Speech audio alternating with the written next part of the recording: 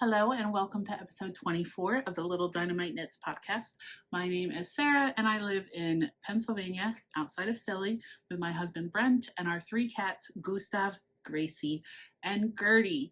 And as the title of this episode implies, directly, we just got back from a trip. We did a little road trip that was initially inspired by wanting to go see the Phillies play. So, and actually, I'm in a different spot today. I'm sitting at my desk because now that I no longer have a job, I don't have my work computer sitting here, so I have this open space now, like my personal computer's right here. And as comfortable as my craft chair is, I am struggling with my usual back pain. So I have spinal stenosis and osteoarthritis in like my L3, L4, L5 area. And, but I also have adenomyosis. I think that's how it's pronounced. And I have been really struggling with pain related to that lately. 2 days before our trip, it was awful. I was in bed almost all day with a heating pad. We were really not sure what that was going to mean for the trip, but thankfully that flare calmed down a little bit, but it's kind of been like a roller coaster of better days and bad pain days, and sitting in that chair for a long amount of time because it's a much lower chair is not feeling great. So I'm in an actual desk chair right now. But anyway, Brent and I are working our way through all the Major League Baseball ballparks around the country, trying to get to all of them. The exception to that is I will not go to Truist Park in Atlanta. One, because I hate the Braves, but two, they still do that awful, like, I'm not going to do it. It's horrible. That tomahawk chop thing. And I'm not going to a stadium where that is such a part of the culture. So I think there's 30 ballparks. So we'll go to 29 of them, including, is it Rogers Field up in Toronto? And as a Phillies fan, I'm willing to go to Toronto despite the fact that the Blue Jays broke my sixth grade heart in 1993. But I will not go to the Atlanta Braves ballpark. When we do finally make it to Toronto, I will be wearing my Joe Carter ruined my childhood t-shirt. If you know, you know. But actually, one of my former team members got me this. She's really thoughtful and gives the team presents at the end of each school year. And she got me this ballpark bucket list book. And it's really cool. It has stickers. So let me find one field, one that we've visited. Sorry if y'all don't care about this, but also not sorry. Here we go. So, well, yeah, here we go. Here's Philly. So for each ballpark, there's some information, and then there's you can fill out. There's stickers you can put when you visit them, and then there's like different rankings you can give. Rate the food, rate the fans, rate the music, all of that. And then there's a spot for my trip log. And instead of writing there, I've been putting these little printed out photos from, I have this little bitty printer that I can print photos directly from my phone. So that's what I've been doing. Anyway, the ballparks we visited on this trip were Great American Ballpark in Cincinnati, which was nice. Not our favorite, but it was nice. And the Phillies won 1-0. And then we went to Comerica Field in Detroit. And that ballpark was beautiful. Good vibes, good music, good food. We had a great time there. The weather was also better when we were there. It was so miserably hot and humid when we were in Cincinnati. So, so I think that also played a factor in the experience. And we won 4-2 that game as well. These were the first two games we've traveled for that the Phillies actually won. So that was awesome. Other things we did on the trip. we did one night in Pittsburgh and had dinner at one of our favorite restaurants out there. It's called Otaru. Otaru. It is a Japanese restaurant. We went to a Buc-ee's, our first ever time at a Buc-ee's. Brent was so excited. And we visited a couple yarn stores, some record stores, bookshops. We had a really great day in Detroit, just bouncing around. So good trip. We're home now. My next trip will be Flock and the Grocery Girls Alaska cruise with my mom, but I will talk more about those when we get closer.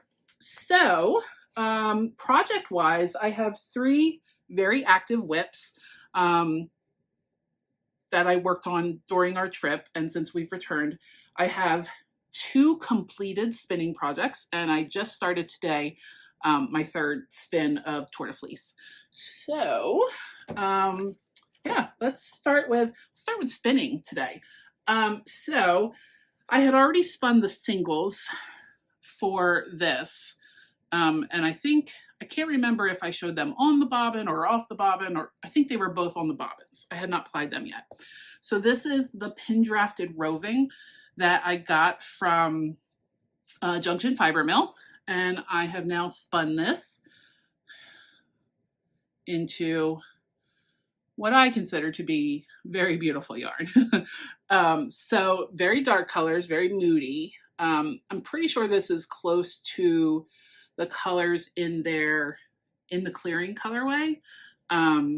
So these have not been washed yet. I'm going to do that later today, now that I'm recording, but I do have some stats for these. I just have to find it. Okay, so the smaller skein is 108 grams and 366 yards.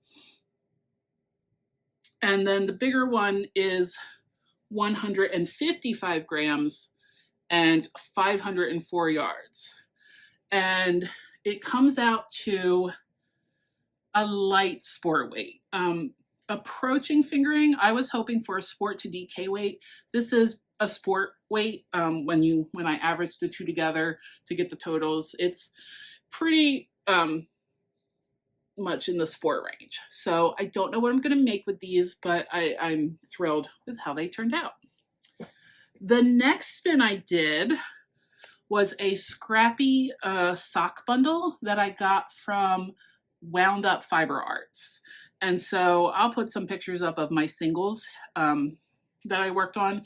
This was a challenging spin because of the base, I guess we could say. It's 90% superwash merino and really soft superwash merino, and like 19.5 microns actually, and then 10% nylon. And I had to turn my tension way down to spin this in a way that it wasn't like running away from me. And even then I still struggled. So there are definitely thick and thin bits. Like there's a thicker bit right there.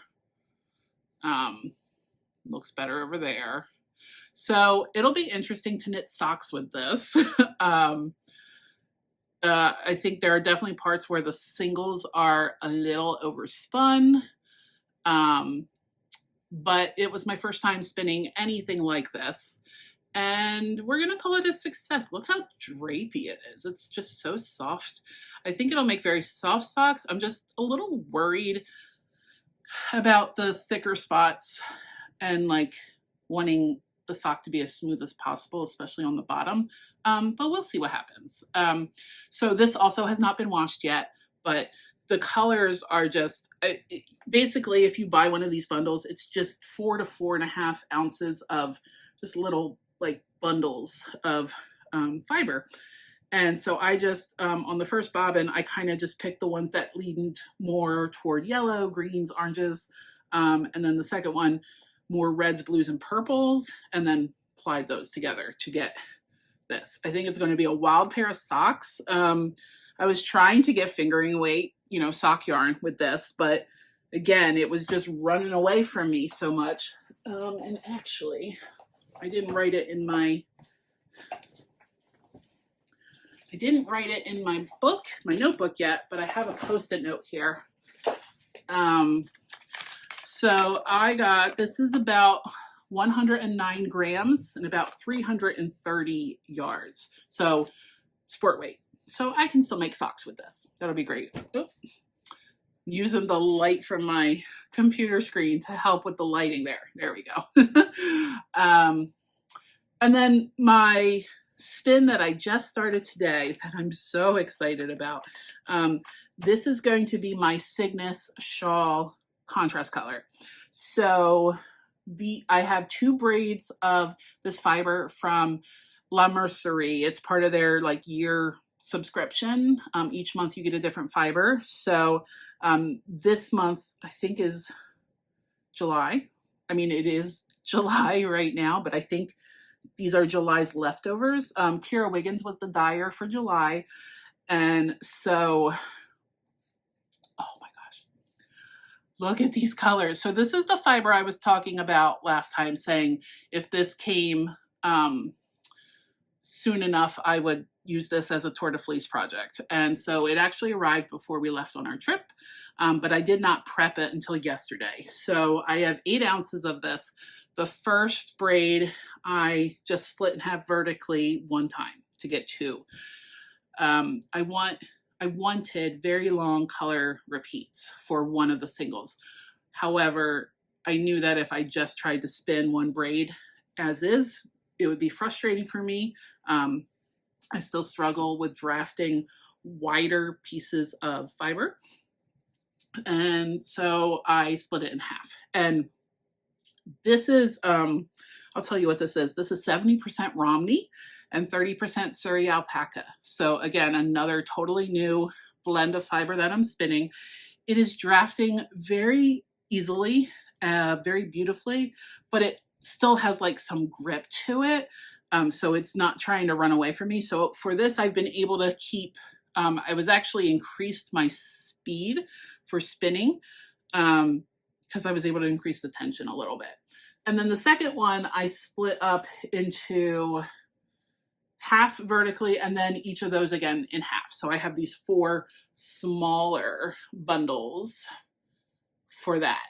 And actually, let me grab, this spin is going to be the contrast color for my Cygnus shawl, which is a pattern by Amy Christoffers that I have had in my queue since I think it was released. And then I saw some other people were doing like a spin to knit. So I was like, oh, well, that sounds fun.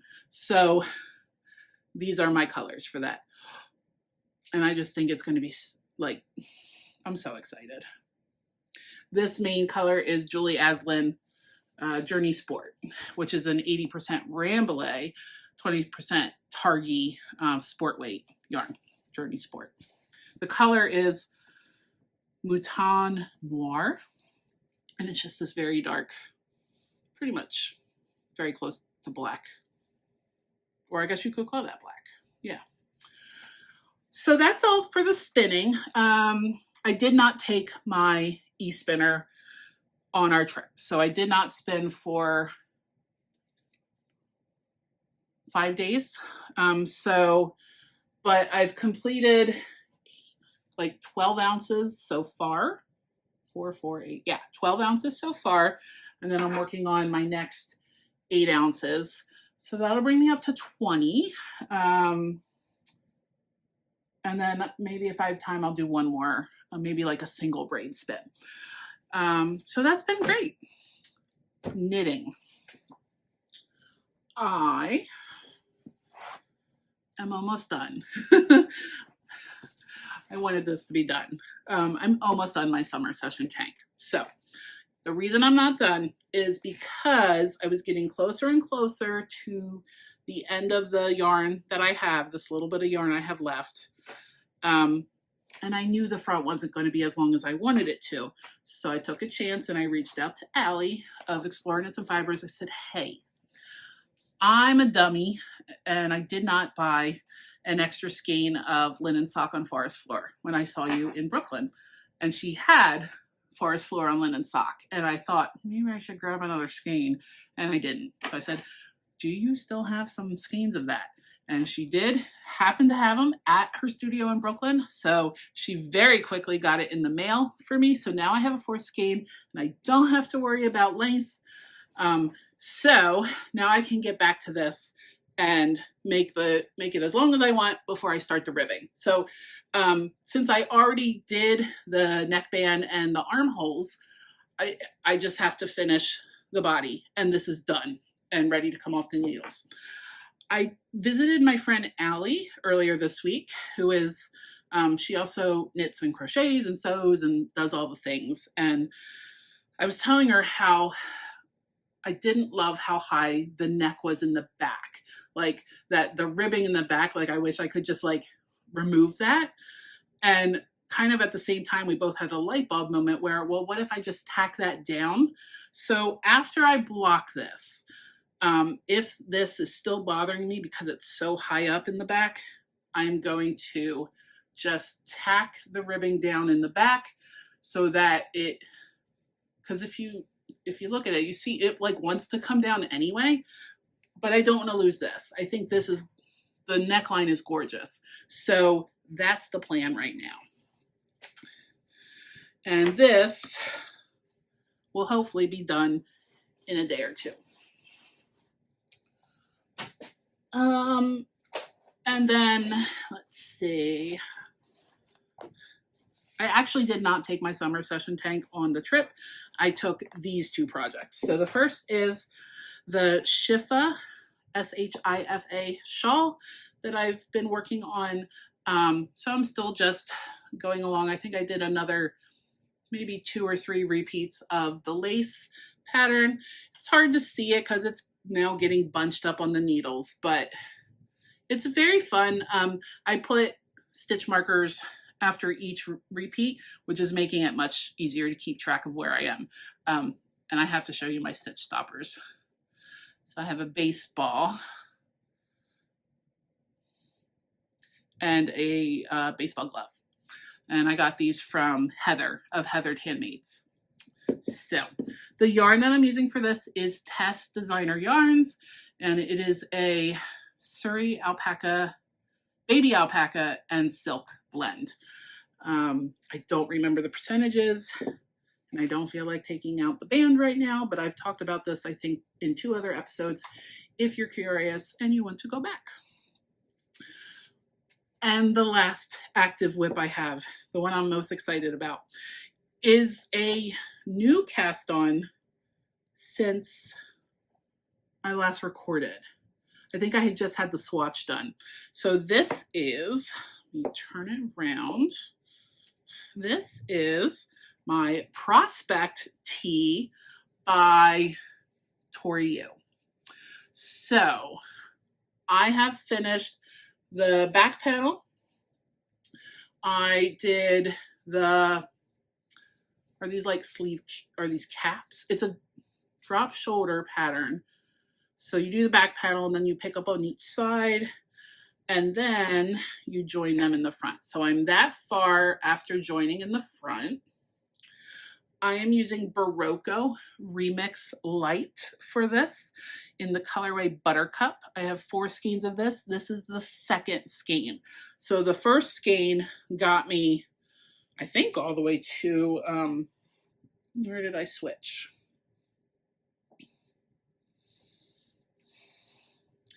Maybe just before joining the front and the front panels together, the left and right together.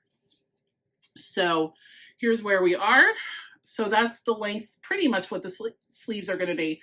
I think you just pick up and knit like a row or 2 before you start the ribbing,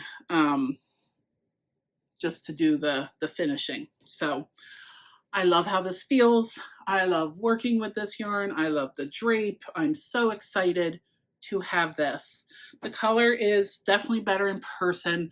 It's warmer and more kind of more yellow, I guess, in person.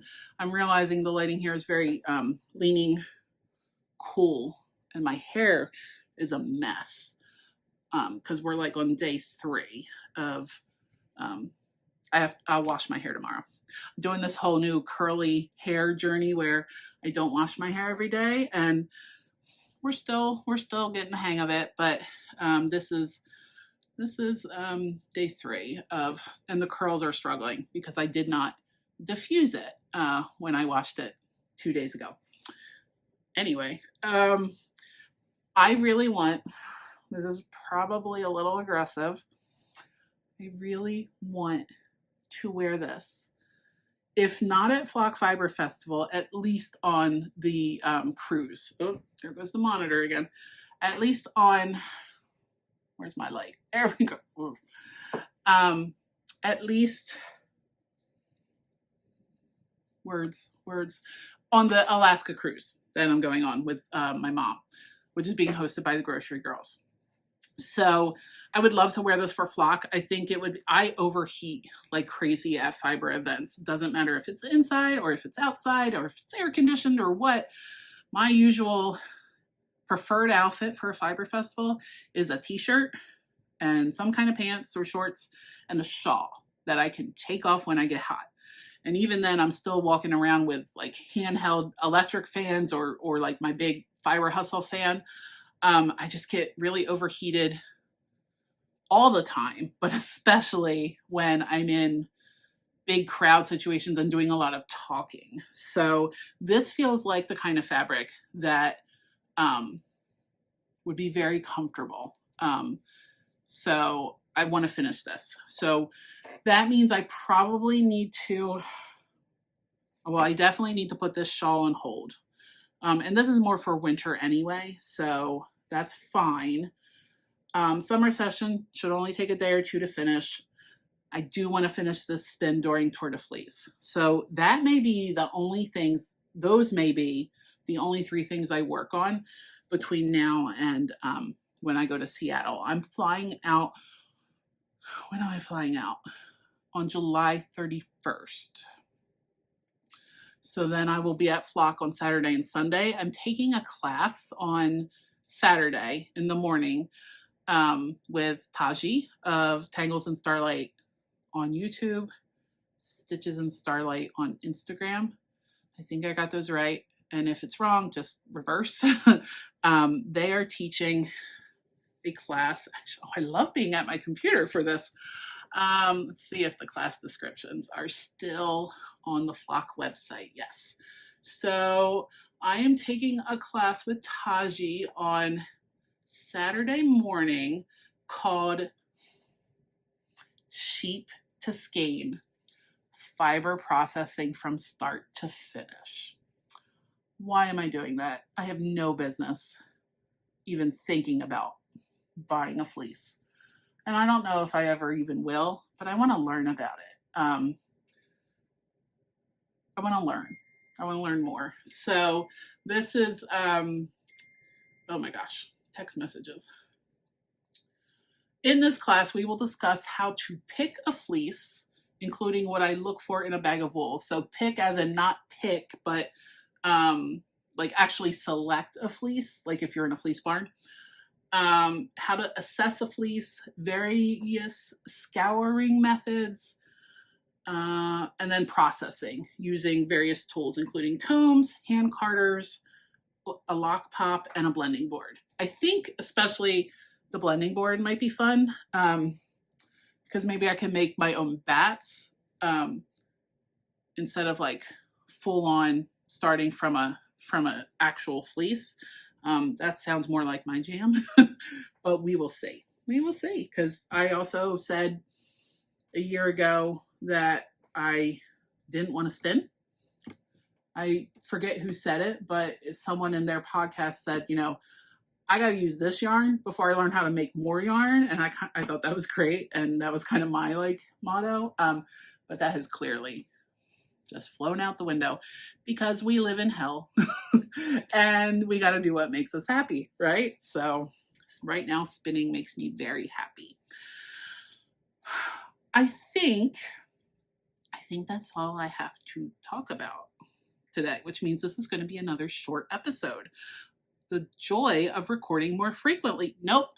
I know what I forgot. I bought some yarn on our trip. Hold on. I just like almost ran over my toe with the desk chair, and it really hurts. Okay. We did visit 2 yarn stores on our travels. So I'm going in reverse order. This was the second shop we visited. It was called Parker Avenue Knits in Detroit. And they had some Brooklyn tweed yarn still on mega discount. I think it was 30 or 40% off. So they had some of the tones, and I was able to get both the overtone and the undertone of the stonewash color. And they were originally priced at $16.75. And I think I got each one for about $10. So $20 for these. So they may become a Harlow hat or a similar brioche hat. And I've always wanted to try these and just never got my hands on any. So this was a very exciting find. And then the other store we visited was Fiber Optic Yarns. And they are in, I think we were in Ohio. And they are known for gradient. Their gradient yarns. They had this gorgeous, I will put a photo. It was so beautiful. They had a wall with all their gradient yarn and then like tubes that they had made out of it so you could see how they knit up. And so I was looking and I knew I wanted either the colorway Celestial or the colorway Chesapeake Bay. They were the ones that were like really calling my name. And the person working in the shop, very good salesperson, showed me a night shift shawl made using these 2 colorways. So instead of 6 different skeins of yarn, you make one of these A and one of these B, and then you just switch with each section. I will put a photo of the finished shawl. It was so gorgeous. As soon as I saw it, I knew that that was it. I had to have this yarn. So to make it, you need one of their full skeins of each, and then one of they're like half skeins of each. So this is the Celestial, and then this is the Chesapeake Bay. The larger sizes are 125 grams. Oh, that's nice. They're a little pricey, but 125 grams. There are 470 yards in this, and it's a merino cashmere nylon base, and it's just beautiful. The drape that this shawl had, because I've seen others that people have made of the night shift, and they're a little stiff. And this one just was so flowy and drapey. It was beautiful. So 470 yards in the big ones, and then 255 yards in the smaller one. So this will be a future project. I would love for this to be my Rhinebeck shawl, actually. So maybe I will cast this on in September and have a new shawl to wear at Rhinebeck. Now we're done. Okay, and we're still under 30 minutes. Look at me go. I hope that you all are doing well. If you are in the United States, I hope you don't have that parasite that's apparently in all of our fresh produce. Most of the cases, by the way, are in Michigan and Ohio, which are the 2 states that we were just traveling through. And it was not like a vegetable heavy trip. Let's get that out of the way. But we did have some salads while we were there. And I know that the onset can be anywhere from 2 days to like over a week. So we've just been like, are we okay? Are we going to suddenly be sick? And I think we're fine from that trip.